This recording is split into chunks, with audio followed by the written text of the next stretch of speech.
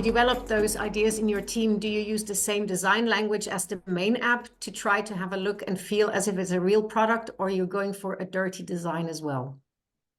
We go for a dirty design because it's used internally in most of the cases. Sometimes it's partners that use our platforms. So design is really secondary here. So we obviously, if you have users or an external audience using it, then it's something else. But for us, the design is not relevant for the MVPs. Even if you do it for users, just flag it as an alpha test, then the user knows. You can say, hey, you get early access to something. And then they'll put up with the design not being great because they know they're early access test users. So, there's ways around that. What do you do if you have different core versions for an MVP? Would you build two simple versions and test?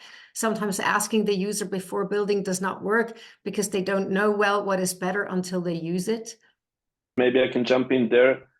We did actually a lot of A/B tests with a very different flows on Mo at our time back then. And I think that's for such a experiment, I think this is the right tool actually to go for.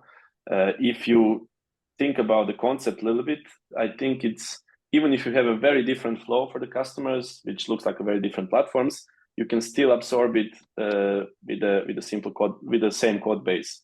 But then only once you basically get the results, you know on which one you can focus later on more. But I think it's tricky, right? Trade-off wise, how much time do you invest to build both of them versus one of them? So I think, yeah, and I obviously, you see now, on this we would have different opinions. I personally would prioritize one of them and then say, as a next step, we run an A/B test against the other version, but then we get live earlier and we can collect first feedbacks earlier on. But that might be the wrong direction to go, right? I was always, because I'm not the techie, I was always pushing to try and release earlier somehow.